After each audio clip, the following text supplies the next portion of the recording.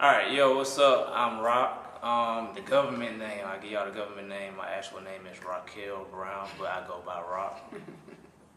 I've been going by Rock since I came out the womb, so my name is Rock. I'm Jocelyn, and my Instagram is _UnbreakableJ.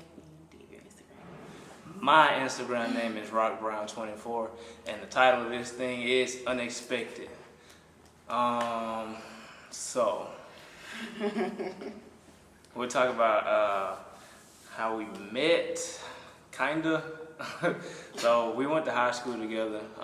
We actually went to middle school and high school together, and we never said a word to each other. And when I say a word, I mean a word. Like, we both knew that each other existed, but we never actually spoke to each other. Like, we went on the same basketball teams at the same time. I wouldn't say nothing to her on the bus. She wouldn't say nothing to me on the bus. We knew the same people, which is crazy because, like, we actually knew the same people. Like, we already knew Wes, we already knew Bria, and we all already knew each other, but we never actually spoke. And then today, here we are, man, like best friends, fiancés, and all that type of stuff. So, you want to tell your side of high school? I mean, basically the same. We, like he said, we knew of each other. Like, I knew his name was Rock, and I saw him in the hallway, saw him in the gym, during basketball practice. He was on the football team, but I never said, hey, bye, how you doing, excuse me, nothing. Right, so this whole thing was your fault. We could have been married by now with 3 kids. Nah, but I just assumed he was very quiet. Like, I never saw him talking to anybody, like, at all. So I just assumed he was, quiet kid that was cute. Just didn't want to talk to anybody. So that just didn't drive me to say anything to him. The way I look at it is, I don't talk to people if I don't have anything to say. I feel like it's just a waste. Like, what do you mean? I'm not mean, but like, I'm not gonna go out my way to talk to people. Like, I feel like I'm a nice person if we sit down and talk, but like, I have to have a reason to speak to you. Like, I'm not just gonna. I'm not the type of person who's gonna speak to everybody I see or something like that. Right. Now that I'm a trainer, I kind of have to, so I had to step outside of my comfort zone to do that. But yeah, in high school, I couldn't care less what the random person thought of me or whatever. So hence why we didn't talk to each other. So right. I mean, Wes could tell you, like, we was on the same team, same football team since middle school too. I barely talked to them, and I saw them every single day. Like, me and Wes just got this cool, which is, again, crazy because we knew each other all our lives since we was kids. But yeah, so reconnecting, I became a trainer in 2012. I actually stopped playing football at UAB. I had 2 surgeries, 1 on each foot. After that, it's a wrap. I ended up leaving. I went to South Alabama, started training. But yeah, went to South Alabama, started coaching football, cheerleading, a bunch of other sports down there. I was just a strength and conditioning coach for South Alabama. And once I graduated, came back up here, and then just started personal training. I worked at a gym in Trustville for about 3 years. I was the manager there. And then this beautiful young lady sent me an email saying, I think we know each other from high school, and I want to start, getting in shape and training, and here we are. So you can tell your side of that whole thing. I didn't know this was our life story before we met. Yeah. Oh, okay. Stretch it out. After high school, I went to the University of Alabama, and I became a teacher.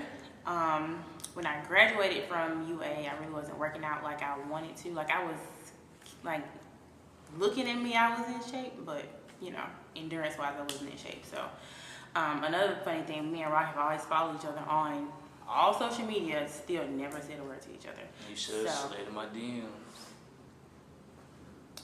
So, anyway, just so happened he posted something about workout plan and meal plan. So I was like, okay, this must be the opportunity I'm looking for. So emailed him and we got started. And at the time, I was in a relationship. He was engaged. So it was no no interest there. But I want to say after 2 years, year and a half of us training, you know, he started flirting with me. So after my engagement broke off. After the engagement broke off. All right, there we go. Let's make that clear. You know. He started flirting or whatever, so I'm like, thought she was engaged, blah, blah, and he explained that whole thing to me.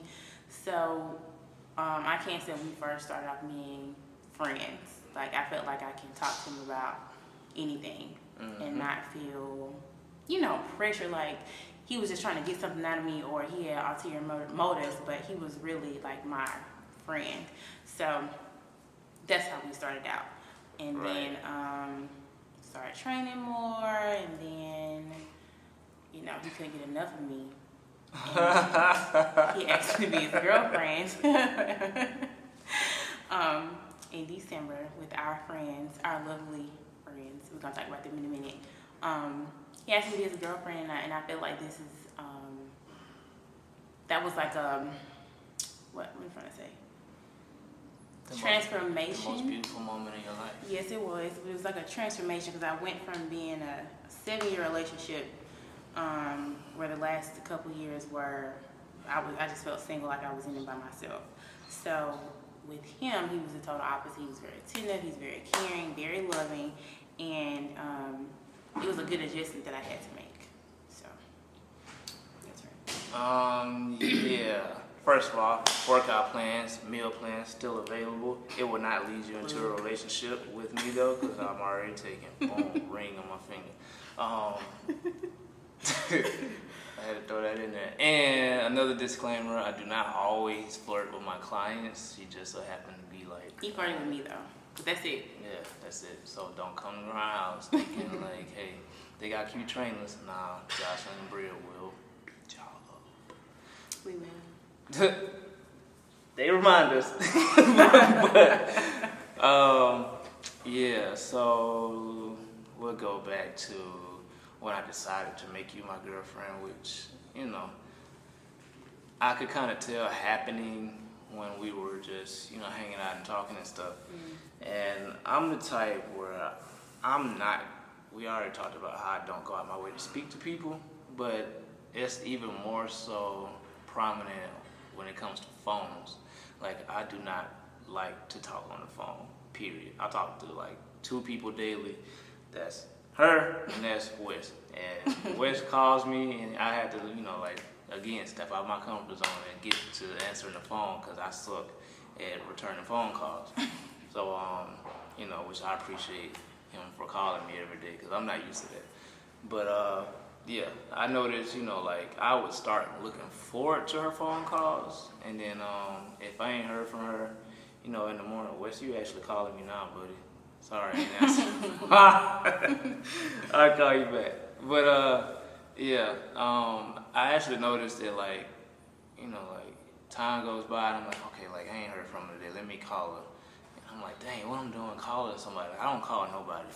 And, like, literally nobody. I don't talk to my mom, man. Sorry. But let me say something. So when we were talking, like texting, you know, back and forth, he would tell me, you know, I'm not really a phone person. I don't talk on the phone. I'm not gonna call nobody. Somebody call me, I just let it ring, blah blah. So I'm looking like, oh well, what's the point of this then? Like, we're not gonna talk besides on Instagram or Snapchat, whatever we was talking. So yeah, I was just like, okay, well, this is no good for me. Like, we're just gonna be friends on each other. But when I did notice he started calling me, he was asking me, you know, what you doing? Can I call you? I'm gonna FaceTime you, things like that. That's how I knew for sure that he liked me. Look up. Yeah, that and just little ways to sneak in extra time. Like, she would always come and work out with us, and before she went to school, I would actually like try to go to Waffle House with her just to spend a little bit more time with her, because like our schedules are totally different. I train in the morning and I train in the evening, and that's exact times that teachers are free. So like she works pretty much 8 to 3 being a teacher, and I'm training from 5 to 9, and then from like 4 to 7, 7:30, 8 o'clock most nights. So time would have been an issue if it were anybody else, but I feel like I'm super grateful that she's very interested in the gym, which is one of the things that attracted me to her originally.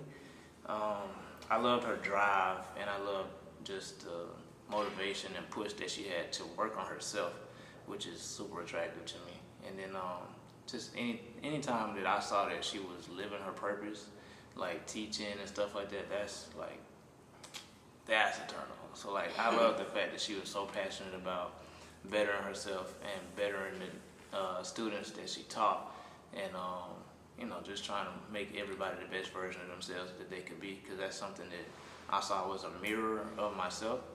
And not to say I want to marry somebody that's just like myself, but I want to marry those qualities. Like you don't have to be me. Like you don't have to watch Sports Center every day or all that type of stuff. Like right, I don't want to marry another man. Like that's crazy. But I do. I saw the qualities that I wanted in you. Like I always tell you, if I was to write down everything on paper, you checked off all those boxes. Look at that, points. But yeah. So the time that I made you my girlfriend, when we all went to Gatlinburg,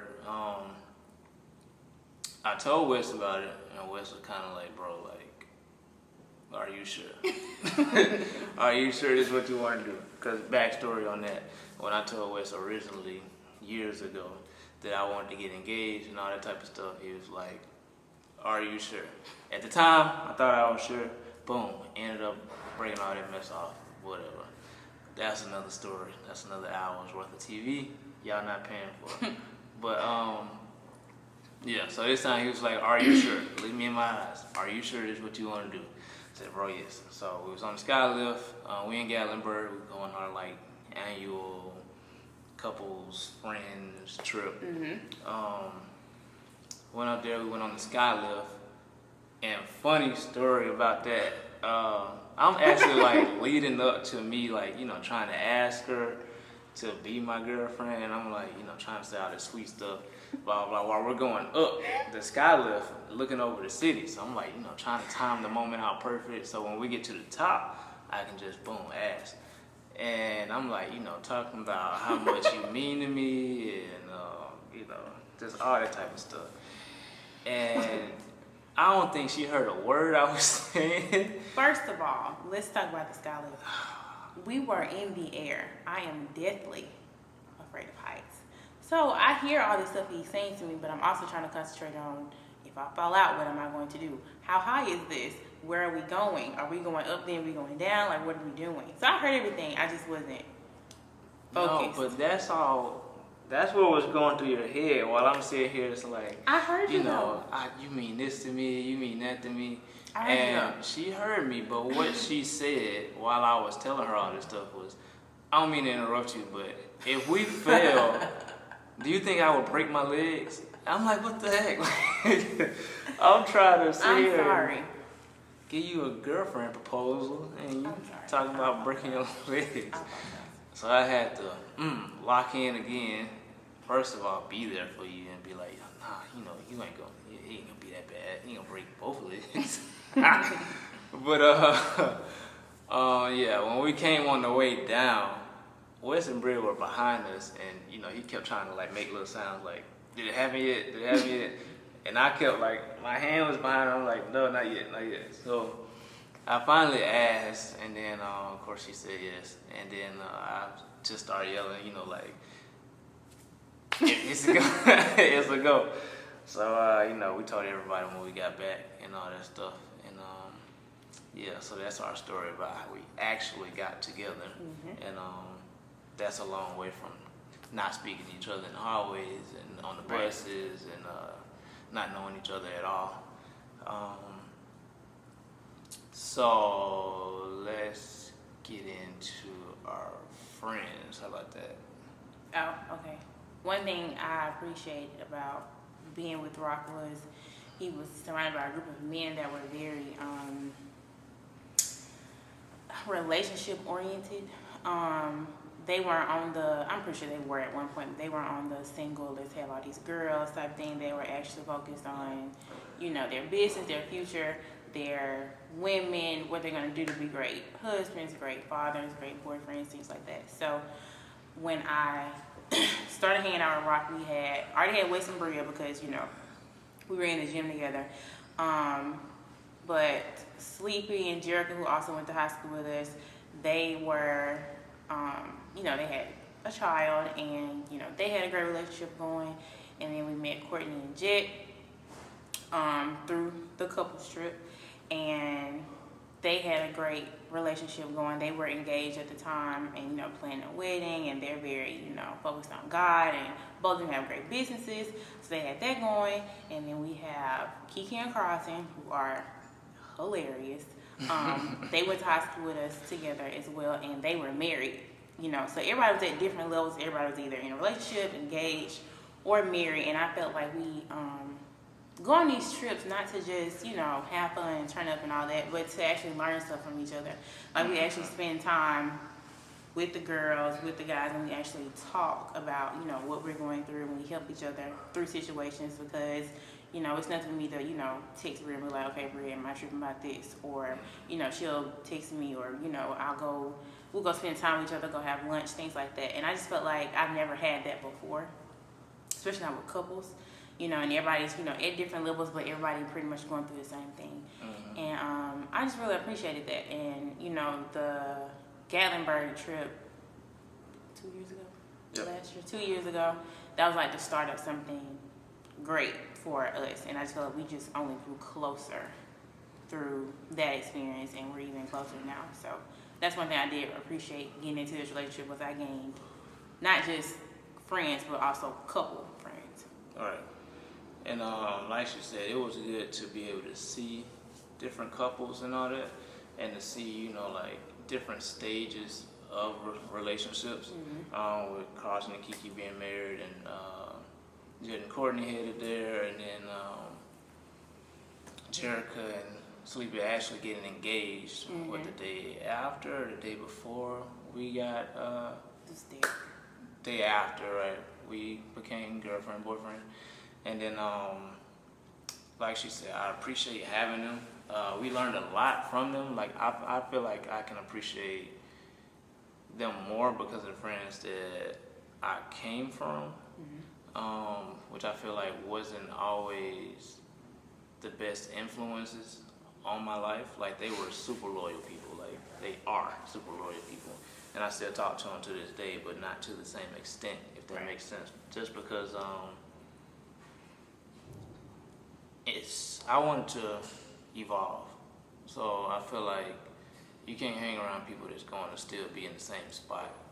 Like, they're content with where they are, and they don't bring something to the table as far as growing me as a person. Like, that's not your job, but as my friend, I feel like you should help me to get there. Right. Like, I couldn't have a friend, and I know he has goals and stuff like that, and not push them toward those goals and support that 100%. But I feel like that's what we have now in our friends, and it's cool to have some guy friends to go and talk to that, you know, we don't always just talk about sports. Like, we can get together and not just talk about, yo, you see how many dunks LeBron had last night, or whatever like that. Like, we actually get in the car and we would talk about, like, we're generational wealth, like how to create that, or you know, like, what's wrong with black fathers, why we not doing our job, why we not, and how we can, you know, be the change for that.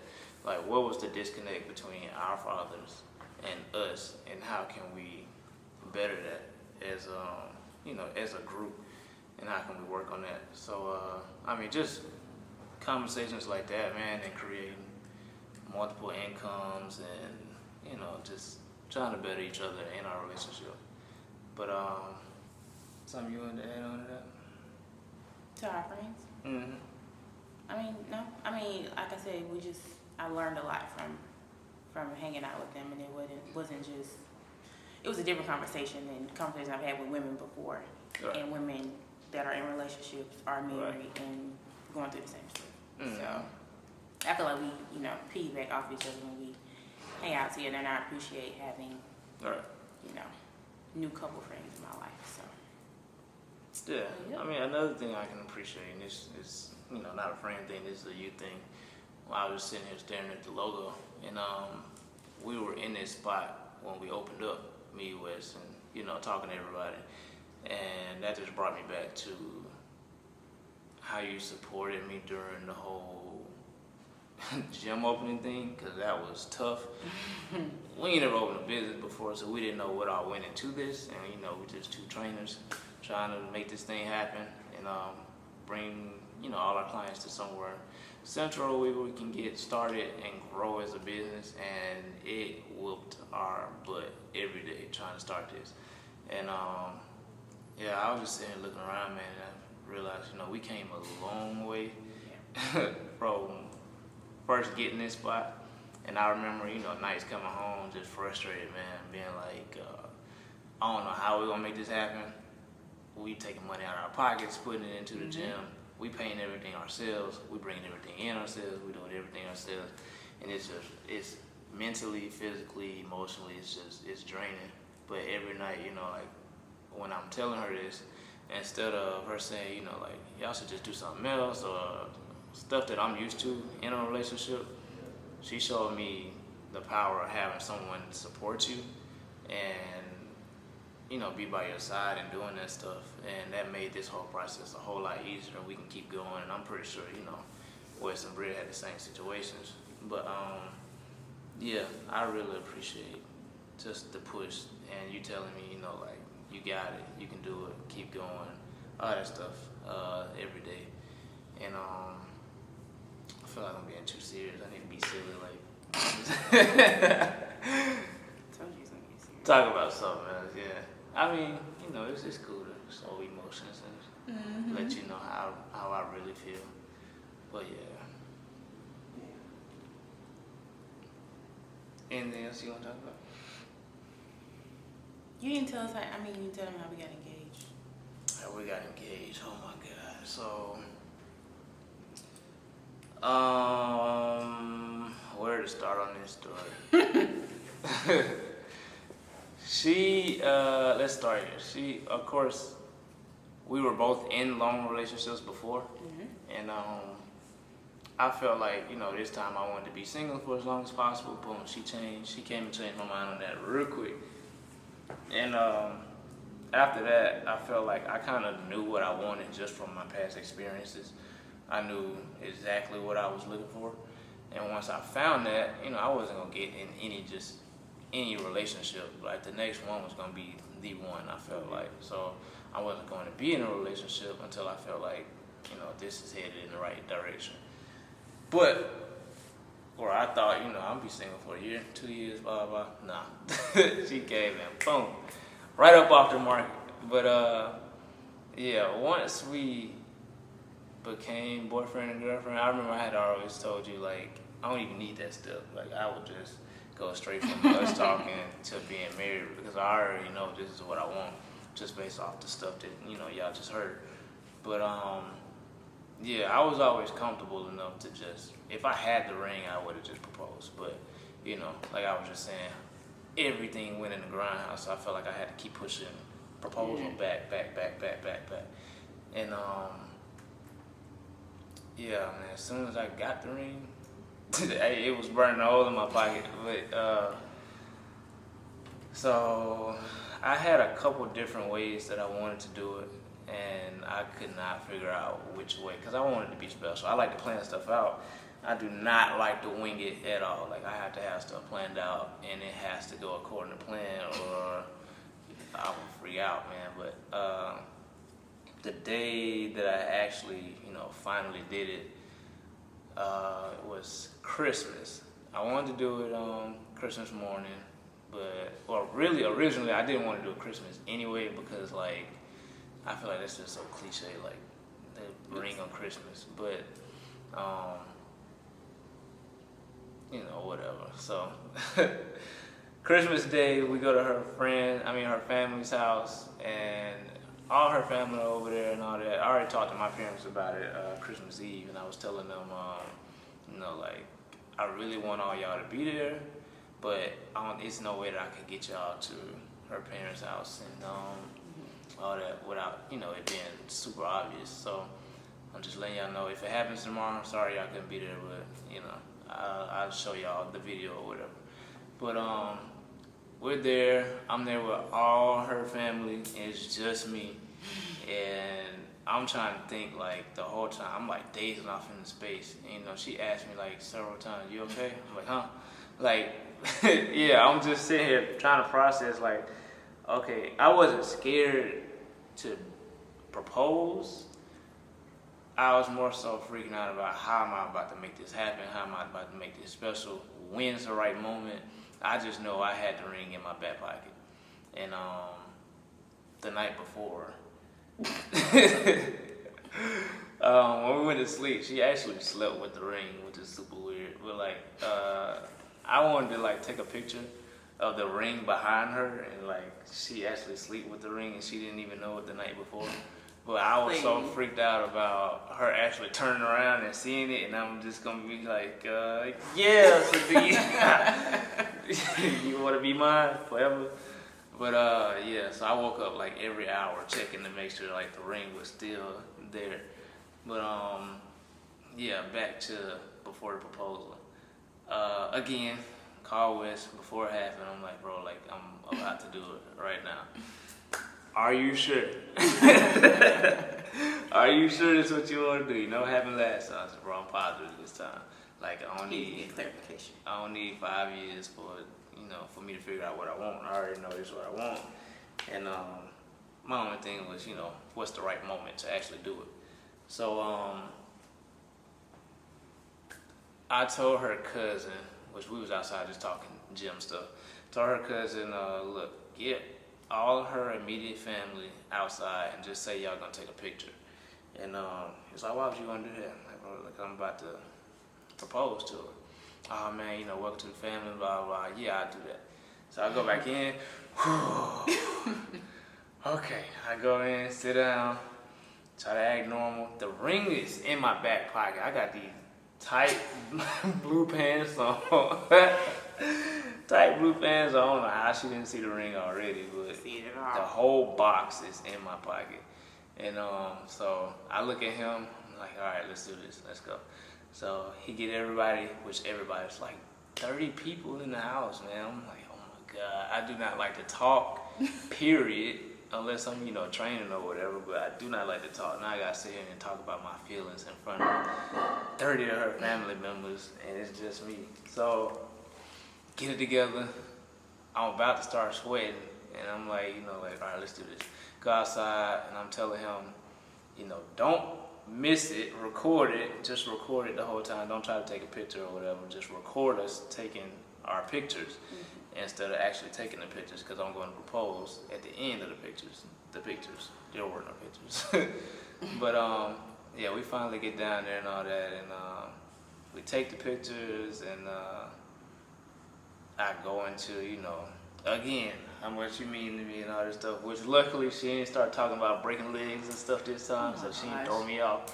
But yeah, the look on your face, oh my God. And then if y'all watch the video, y'all gotta look at her face, look at her sister's face, and then look at her mom. Her mom's I think Jocelyn has a big face. Do it. No, I can't do it. I can't do the face. Jocelyn has to do it. Yeah, but we need to put the link somewhere, like in the description or something like that, so y'all can see the video. But yeah, that moment was crazy. And then yeah, she said yes, and boom, there you go. You got an engagement ring, I got an engagement ring.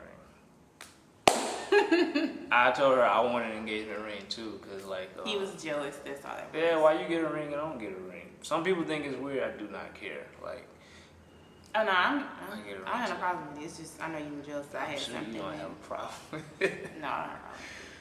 Yeah, man. So, when I'm at the gym, I make sure I point with that hand and stuff like that. You gotta do everything with the flip. Everything. Point, show people stuff, demonstrate everything with the left hand.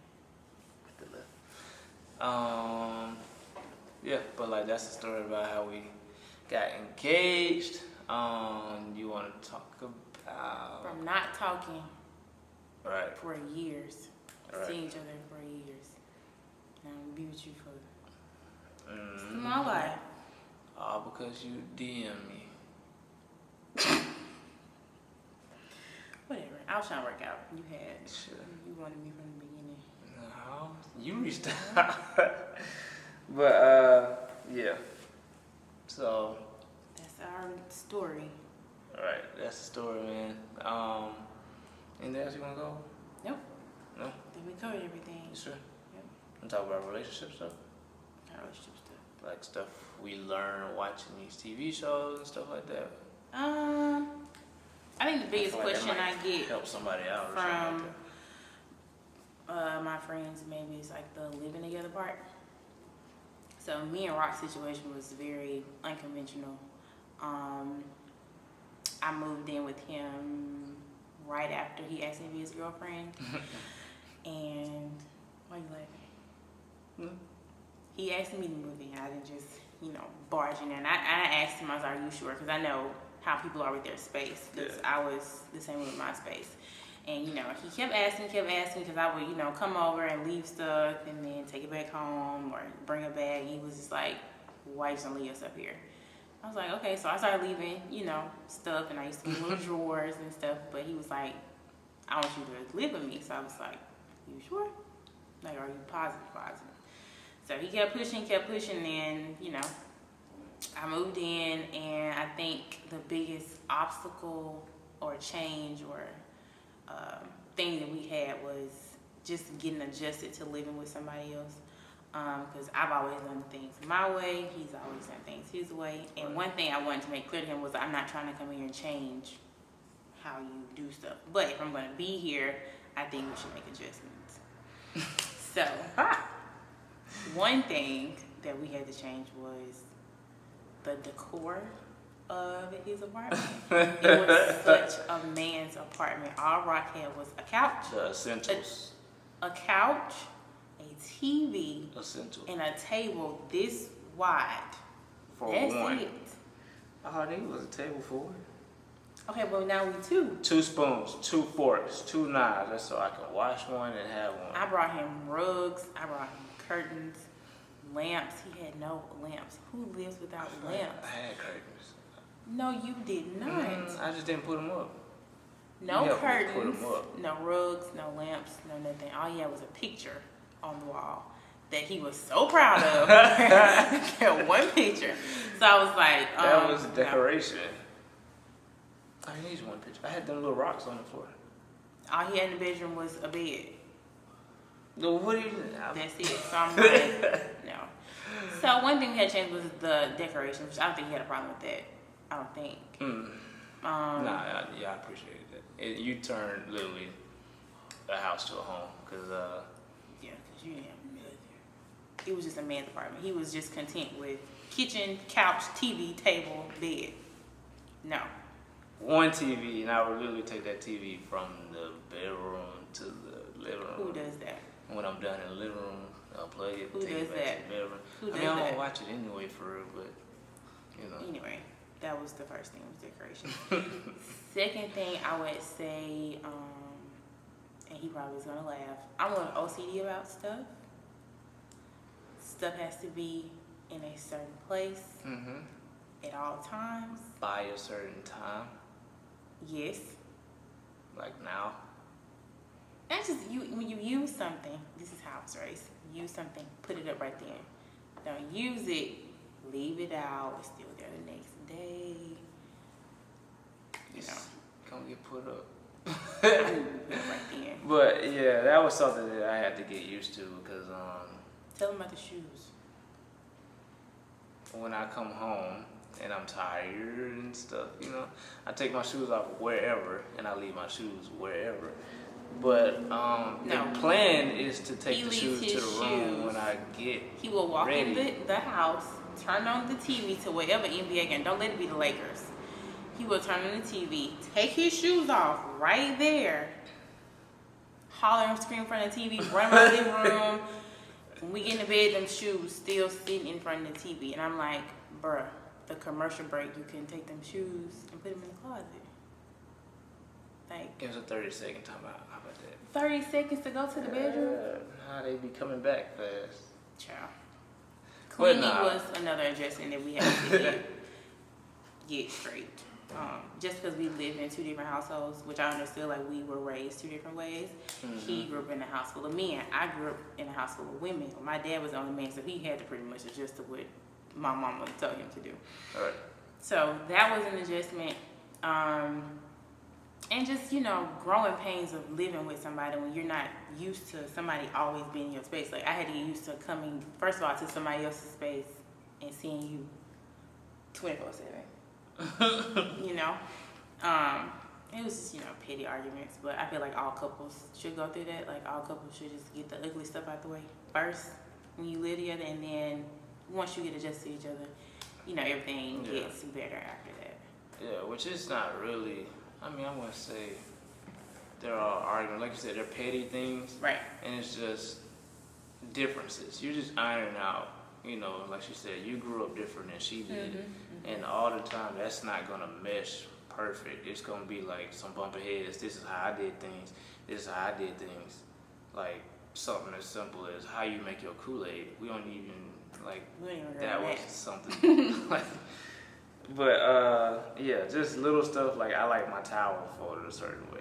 Like, Lord Jesus, the towel. Little stuff. Like, that's everything. not little. That is like. Well, I'm saying it's not like a real, you know, like. No, you did I something folded. argument or First of all, I something folded laundry. Rock came in the house, unfolded all the towels. I folded and refolded all of them. Like, no, you have to do them like this. And I was like, okay, you folding the towels from now on. Yeah. And that's another thing. You have to let stuff go.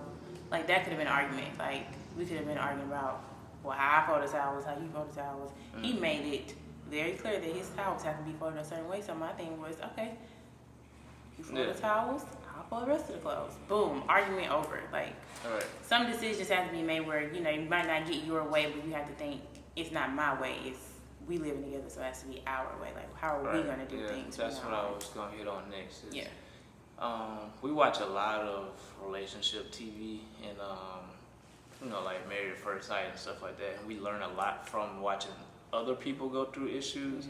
And when you watch other people go through, you know, big issues, small issues, or whatever it is, and you feel like you know how their issues can be worked out so easy, but you have to look at your own stuff just like that. Like, Pastor Kyle on there was talking about looking at the disagreement as the enemy instead of looking at your partner as an enemy in your relationship. So when you're having a discussion about something, you're not trying to beat that person. Like, a lot of times we get into, like, she ain't gonna beat me, or, you know, I'm gonna make my point regardless of what they think. It ain't about just making your point. It's about understanding what their side is and then understanding what your side is and how can we come to a compromise on this. And we try our best to remember that during, you know, disagreements. That's what I call it. During disagreements, because, you know, both of you think you're right at the time. So you have to, like, you know, learn to take a little bit from this and a little bit from that, and to realize, like, you're not the problem and I'm not the problem. The problem is the problem. Like, we have to work together to solve the problem, to fix, you know, whatever it is we're disagreeing about. And I think that helps us a lot to just get over petty stuff. And I'm not the type that likes to cling on to stuff. Like, if I'm mad about something one moment, I'm completely done with it, and I can go back to smiling, joking, laughing, playing, being silly, all that stuff right after. And I feel like that helps us get over stuff faster, because you know, living in the same house, it don't make sense to sit there and be mad at each other and walk around and be on different sides of the couch or different sides of the bed and that type of stuff over something petty. So yeah, I always remember that if you are a couple. But I think that's it. That's all I want to talk about. I didn't feel like we were gonna get this much out of this, but yeah, we sitting here rambling, man. Thank y'all for listening. Our song. All right, this is actually a spin-off of our actual No, songs. first of all, Anita Baker's song is the original. Your song I is a know spin-off. that, but the song that I played all the time was a spinoff of Anita Baker's "Sweet Love." It does not make sense for a relationship, but I love the song. Sweet Love makes sense for our relationship. Right, But so the yeah. song that he played, 24/7, is a song called Hella Girls by Corner Boy, P. 24 Hella Girls. Feet. Listen to Oh it. my goodness. I play it over and over. He and played over it and over 40,000 and over and times over. while we were in the dating phase of our relationship. And I feel like really our song, it's just a song It that we is. listen to every time we went somewhere. But I think Sweet Love by Anita Baker is a perfect song. Yeah. So they actually sample Anita Baker's "Sweet Love." So we say our song is Anita Baker's "Sweet Love." Yeah, so that's our song. And now y'all see why the title of this thing is called Unexpected. Again, I'm Rock. If you want to follow me, go to RockBrown24 on Instagram. And I am Jocelyn, and my Instagram is _unbreakable. yeah, thank y'all for listening. Peace.